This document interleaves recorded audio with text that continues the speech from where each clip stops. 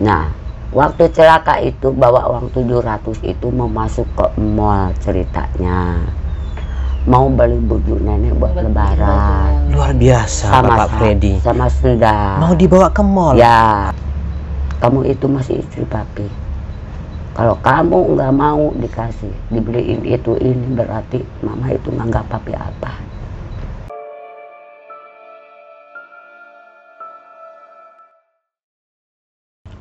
Selama sama ibu, Bapak Freddy ini pernah pulang ke Ambon? Enggak. Nggak pernah pulang ke Ambon ya? Ya. Berarti dia memang sudah putus ya dengan yang di Ambon sana ya? Ya udah.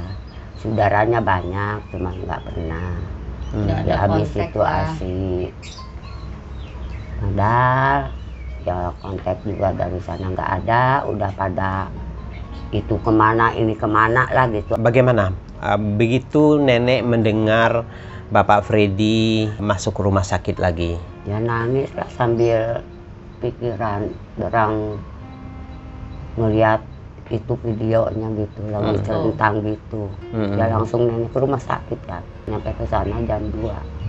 Dia juga lagi di oksigen, ya. Tapi sadar. Ya, jadi nenek tetap kasihan ya. Bukan tetap lagi Pak. Ya. Kasihan ya. Kata orang gitu gini. Tetap. Ya kondisinya sekarang masih lemas. Masih lemas ya. Masih di oksigen, di infus masih. Tapi jalan masih lemas. Masih lemas ya. Iya, karena memang Bapak Freddy-nya ya nggak sebatang kara ya. Hidup sebatang kara gitu. Ya, siapa lagi yang akan mengurus dia gitu ya? Iya, salah satunya ya nenek gitu ya. Orang yang pernah bersama dia selama 15 tahun ya. Jadi nenek kesana nungguin atau bagaimana? Ya nenek kalau nungguin begini Pak, sebetulnya ongkos juga nenek sampai minta-minta ke anak, ada ya dikasih, enggak ya enggak. Untung selagi ini ada, nggak nungguin. Masalahnya nenek nggak punya bekal buat makan nenek di sana. Kan banyak kebutuhan, ya makan lah, ya minum. Ya saking ya neneknya udah kasihan. Udah kemanusiaan. Iya. Sama dengan TPV begitu. Ya bagaimana, apa boleh buat? Iya, meskipun apa aja yang ada, ayo.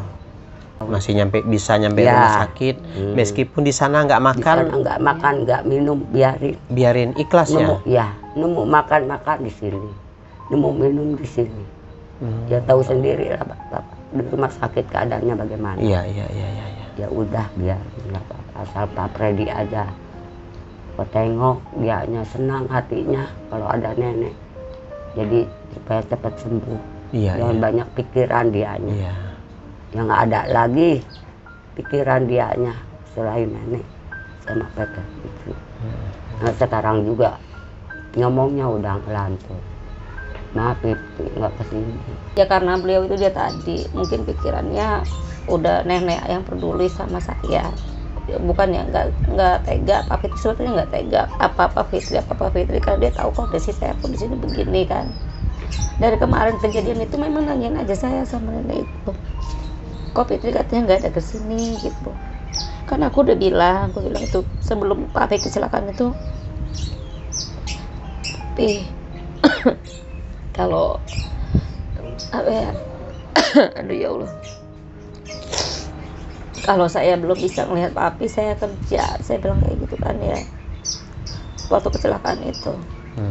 Jadi bilang sama nenek itu, kalau nanti saya nggak ada umur, jadi mau minta maaf ya sama saya gitu. Ya kalau saya gimana ya Pak, sama nenek juga sebenarnya kasihan. Nenek udah tua ya kan. Masa saya suruh bolak balik kan nggak mungkin Pak. Takutnya nanti nenek juga ada apa-apa kan tambah repot. Sedangkan di sini yang ngurusin itu ya cuman saya aja yang ngurusin nenek, yang peduli sama papi. Makanya nenek kemarin cerita sama saya kemarin di rumah sakit, opanya kayak orang yang udah gimana, udah pasrah, kalau bisa bicara mah mungkin ya Allah udahlah cabut aja gitu kali ya kan, nyawa saya daripada saya ngerepotin. Iya capek, dia bilangnya begitu Pak, dia capek hidup begini. Jadi Bapak Freddy sudah mengatakan udah capek hidupnya. Iya begitu, capek saya ini, katanya kemana-mana. Saya kasihan. Bilang sama Fitri, maksudnya tolong tengok saya di sini. Ya kata saya maksudnya ya nanti pasti kapan-kapan saya pasti nengok. Dia cuma hanya ingin minta maaf sama saya, katanya gitu, karena ngerepotin mungkin ya, ngerasa saya direpotin. Kalau sama nenek dia udah seneng ada nenek selalu di sampingnya. Maunya beliau tuh nenek jangan pulang, katanya takut saya nanti nggak ada umur apa nggak tahu. Kalau bisa mah katanya Fitri kesini dulu, pengen ketemu saya, katanya gitu Pak. Ya apa daya, saya juga belum bisa nengok sampai sekarang kan, sampai saat ini belum bisa lihat beliau gitu. Kemarin saat nenek nungguin di rumah sakit mengurus Bapak Freddy bercerita apa aja? Apakah dia banyak cerita? Iya, cuma cerita gitu doang. Ya mah minta maaf ke mama, saya ngerepotin, nggak bisa ngebahagiain, nggak bisa apa-apa. Tapi ini udah capek, udah kepengen mati. Kalau kamu bisa tungguin aja papi di sini. Kepengen nginep semalam aja sama kamu. Ya permintaannya cuma begitu Pak. Pengen nginep katanya sama kamu. Yang sebentar kamu di sini tungguin saya. Ya katanya begini, bagaimana Pi? Mama belum makan, belum apa-apa. Gua nggak ada. Dia nangis aja dia. Ya cuma begitu aja. Ya tadi niat nenek mau berangkat, ya bawa ambar, ya buat nenek. Tapi nenek lah mau makan mau enggak nenek. Ya mau. Oh nenek mau nginap nanti ya, menginikan permintaan dia ya. Iya, mengabulkan permintaannya. Ya kalau ditinggalin nenek nangis kayak anak kecil, nggak mau ditinggalin Pak. Iya. Begitu ya. Karena merasa nggak ada orang lain yang diharapkan selain nenek. Nggak ada Pak, siapa? Nggak ada sama sekali. Berarti kalau boleh saya simpulkan ini Nek, perpisahan nenek dulu sama Bapak Freddy tidak punya tempat, tidak punya rumah. Dengan nenek ya sama anak, karena rumah sudah digusur. Kemudian nenek ikut sama anak. Bapak Freddy dibawa sama anaknya. Itu awal perpisahannya. Iya, ke satu itu. Keduanya kan ada anaknya nengok ke sini. Dibilang sakit, nengok. Nah di situ anaknya ya begitulah, nggak setuju kayaknya, langsung dibawa. Jadi ya kalau nenek mah silakan. Tapi yang sebenarnya di hati neneknya masih sayang ya, masih sayang ya, nggak pingin berpisah sebenarnya. Sebenarnya ya tapi apa boleh buat Pak. Jadi itu alasan utama mereka ini berpisah, hanya masalah karena latar belakang ekonomi yang sulit. Mereka tinggal di bawah kolong jembatan. Mereka di bawah flyover, bikin tempat gubuk di situ. Mereka tinggal di sana. Mereka tinggal berdua di sana. Kemudian di satu saat bawah flyover itu sudah tidak boleh digunakan lagi alias digusur. Terpaksalah mereka ini berpisah. Rumah tangga yang sudah dijalani kurang lebih selama 15 tahun akhirnya kandas. Berpisah karena rumah digusur. Pak Freddy-nya sakit, stroke, nenek diurus sama anaknya, kemudian Bapak Freddy dibawa oleh anaknya. Seperti itulah kisah hidup antara nenek dengan si papi. Cukup sangat miris sebenarnya. Ini sangat miris. Sangat miris. Saya yang mendengarkan seperti ini sangat miris. Mendengar kisah hidup dua orang lansia ini yang sebenarnya masih saling menyayangi, masih saling mencintai, tetapi karena keadaan mereka harus berpisah. Sampai Bapak Freddy terlunta-lunta di jalanan. Tetapi akhirnya nenek yang masih memiliki rasa sayang, tidak tega membiarkan Bapak Freddy terlantar di jalanan. Bagaimanapun juga, seperti alasan nenek tadi, saya sudah bersama papi selama 15 tahun. Tidak mungkin saya membiarkan dia begitu saja. Akhirnya nenek pun masih mengurus meskipun sudah berpisah. Kita berharap ke depannya ada jalan terbaik buat mereka. Kita berharap mereka ini bisa bersatu kembali, tetapi dengan keadaan yang berbeda. Ada tempat, ada yang membantu dari segi ekonominya, yang membiayai. Insya Allah kita harapannya seperti itu. Nenek, dari hati nenek yang paling dalam, umur nenek sekarang sudah, artinya ini sudah lansia. Sudah 74. Ya, artinya kita menjalani hidup ini menunggu pulang kampung istilahnya. Tidak ada lagi yang dikejar. Ya nenek ya, tidak ada lagi yang dikejar. Begitu juga Bapak Freddy. Dikala kita sendiri, pasti kita akan kesepian di saat kita menunggu. Bukankah sebaiknya di saat penantian-penantian itu ada teman yang menemani nenek? Bagaimana nenek kalau nenek kembali sama Bapak Freddy? Ya itu Mas, silakan tanya aja sama anak nenek bagaimana yang baik-baik. Kalau nenek sekarang kalau mutusin sendiri nggak bisa, takutnya ada apa-apa anaknya ke nenek. Ada konflik lagi. Ada konflik. Bukan nggak mau, nenek itu masih keberatan. Kita kalau bersama harus punya tempat sehari-hari itu harus ada. Nenek mau dari mana? Biayanya dengan kan situasi Pak Freddy udah begitu.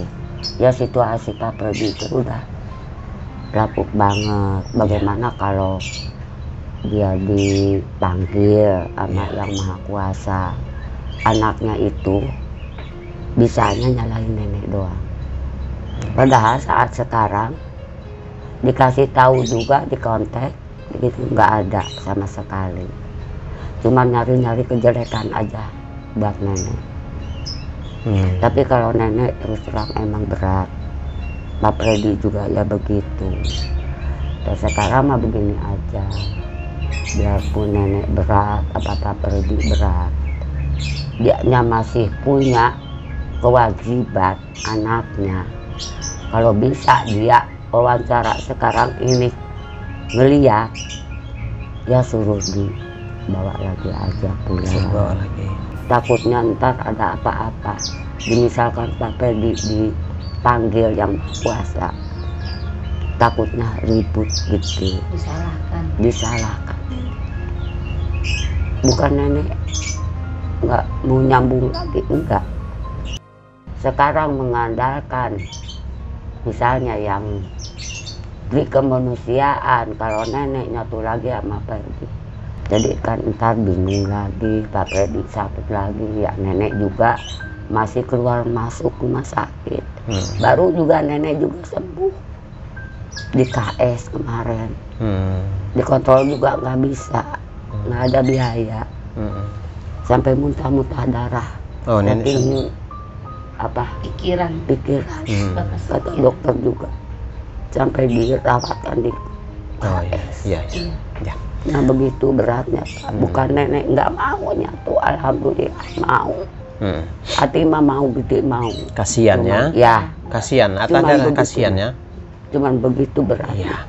Nah nek, nanggung beban. Ini selama 15 tahun nenek sama dia gitu kan.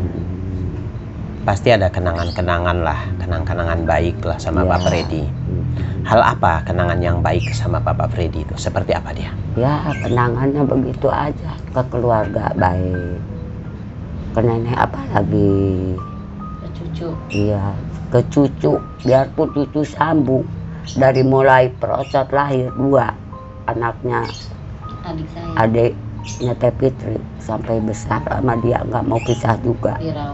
Dirawat sama dia di mana-mana, digendong. Betul-betul dia menganggap itu cucu kandung. Ya begitu, nggak kurang nggak lebih. Nah, sekarang juga tanya-tanyain perempuan dua-duanya itu sampai gede diurus sama dia. kemana-mana, biarpun beli sepeda dibawa, dibonceng di sepeda, di belakangin dia. Yang lagi bayi digendong sama dia naik sepeda Pak, dibawa-bawa lah. Tapi ke cucunya pribadi gak ada. Nah di situ itulah kenangan pembalasannya dia itu, nenek itu. Orangnya dulu baik ya, bukan perhatian baik, ya, perhatian.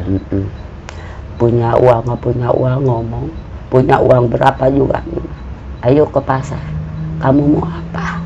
Beli sampai apa? Begitu. Iya. Kemarin kan nenek lihat cempedak, dianya belum megang uang kayak, kamu mau? Sampai nanya-nanya ke orang cempedak, bang ini berapa? 25. Mah 25. Udah jangan Pir, jangan. Udah ada uang buat makan aja. Perhatiannya intinya. Pengertiannya dibilang beneran. Perhatian. Luar biasa ya. Ada yang ngasih baju bawa ke rumah, mau dipakai mau enggak dibawa ke rumah. Mah ada yang ngasih punya makanan sampai di kubur-kubur. Kemarin itu bawa nasi uduk, bawa nasi kotak. Nih kamu makan sama cucu-cucu, ada chickennya 2 tuh buat cucu saya. Sebegitu perhatian ya Nek, si Bapak Freddy ya? Iya. Luar biasa. Ibu Fitri yang tahu sendiri. Orang lain juga pada tahu sih. Ya Pak Freddy suka bawa makanan baik itu baik. Malam sekarang ngocehnya begini cuman nggak ngerti. Mah, tapi kemarin ada yang ngasih beras, sembako lah, minyak, apalagi katanya. Ya buat dibawa ke sini. Gula. Sembako. Cuman papi nggak kuat, nggak dibawa, dititipin di warung. Tahu warung di mana? Cuman mama nggak tahu warungnya. Buat makan kamu. Tepikun Pak, nggak tahu Sampai warungnya gitu di kan. mana. Buat makan kamu tuh. Jangan mikirin mama. Papi aja biar cepat sehat. Mama ada di anak. Enggak. Tapi tetap kewajiban papi. Nah, waktu celaka itu bawa uang 700 itu mau masuk ke mall ceritanya. Mau beli baju nenek buat lebaran. Luar biasa sama Bapak Freddy. Sama sudah. Mau dibawa ke mall? Ya. Ternyata jam 12 malam itu jatuh. Celaka ditabrak orang. Sampai uangnya yang 700 itu habis dipakai berobat. Buat berobat.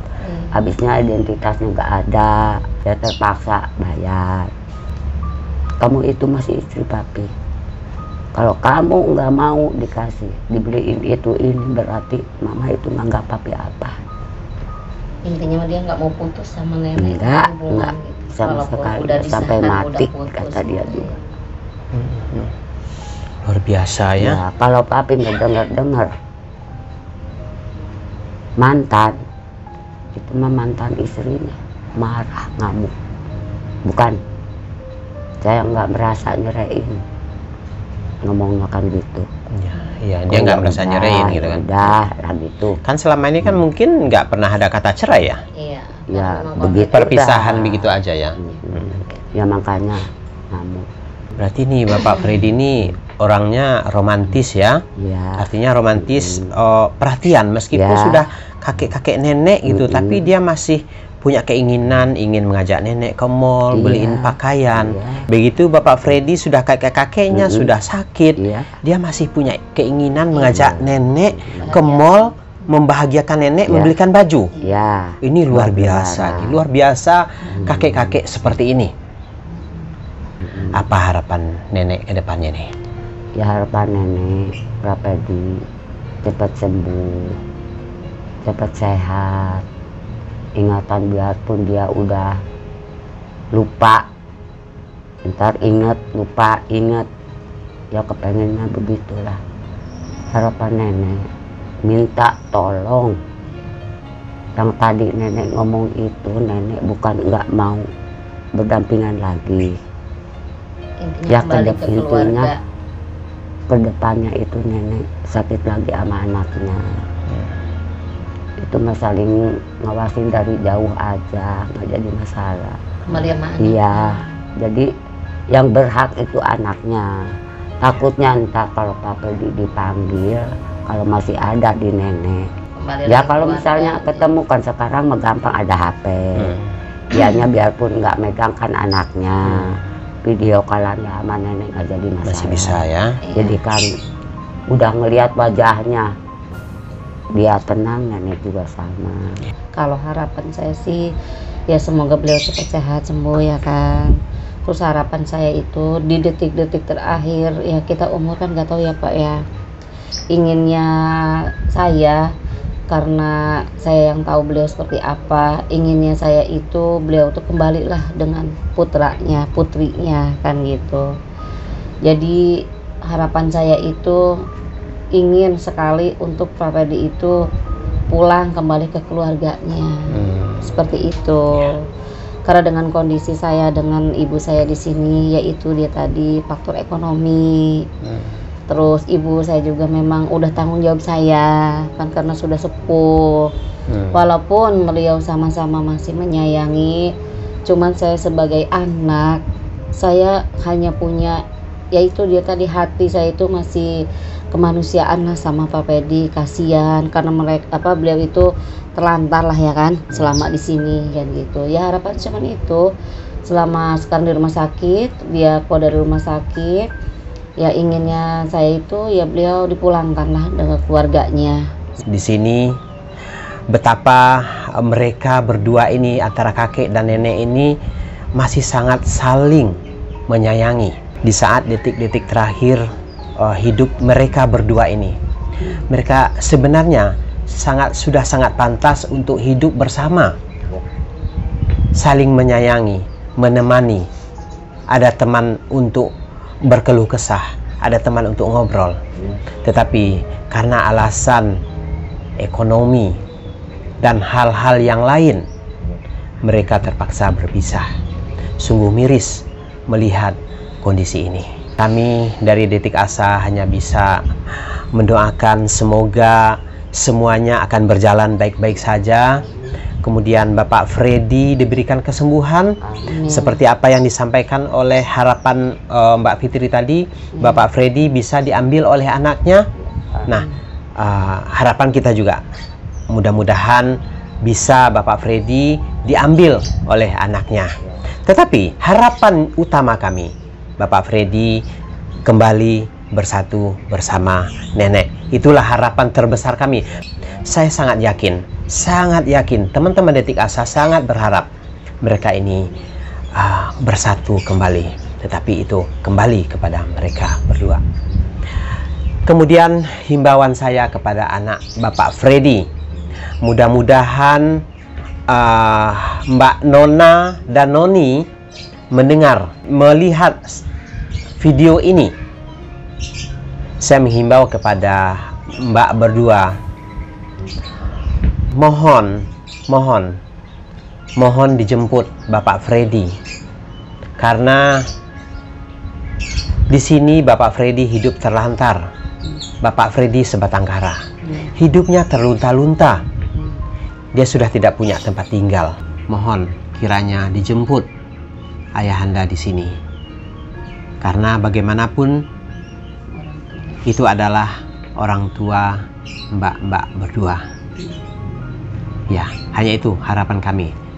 Dan bagi teman-teman Detik Asa yang mengenali anak Bapak Ferdi, tetapi di sini kami juga tidak punya bukti, tidak punya foto, dan tidak punya alamat juga. Yang kami tahu hanya cerita di Palembang, Bu ya. Mungkin di antara penonton Detik Asa ini ada yang mengetahui anak Bapak Ferdi. Mohon sampaikan informasi ini. Sampaikan informasi ini kepada anaknya agar dia bisa menjemput Bapak Ferdi ke sini.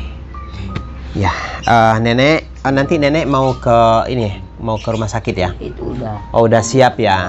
Iya. Buat ongkos sedikit, nih. Ya. Oke. Mudah-mudahan bermanfaat ya. Mohon solusinya, apa tindakan yang harus kita lakukan untuk membantu nenek dan Bapak Ferdi. Saya hanya bisa berdoa buat nenek, semoga nenek diberikan ketabahan, kekuatan, dan yang utama diberikan kesehatan, ya. Dan harapan saya lagi, nenek jangan patah semangat, tetap bantu Bapak Freddy, karena siapa lagi yang akan membantu Bapak Freddy kalau bukan nenek? Nggak ada lagi. Bapak Freddy sebatang kara. Neneklah yang akan menjenguk Bapak Freddy. Neneklah yang akan menunggu Bapak Freddy di sana, membantu kebutuhan hari-hariannya. Ya, nah, itu harapan kami. Jangan pernah tinggalkan Bapak Freddy semasa Bapak Freddy di rumah sakit. Ya, semoga nenek selalu diberikan kesehatan dan kekuatan ya. Ya, amin, amin ya rabbal alamin. Ya, jadi dulu di sini rumah Bapak Freddy dan nenek. Nah, kemudian kolong ini sudah tidak boleh dipergunakan lagi, tidak boleh dihuni. Akhirnya rumah ini dirobohkan. Nah, berawal dari sinilah mereka ini berpisah. Di sini masih ada puing-puing, masih ada kasur-kasurnya juga masih ada. Nah, di sini mereka pernah merajut membina rumah tangga selama 15 tahun. Mereka terpisahkan karena sudah tidak punya apa-apa lagi. Terima kasih sudah mengikuti perjalanan kami kali ini. Akhir kata, wassalamualaikum warahmatullahi wabarakatuh.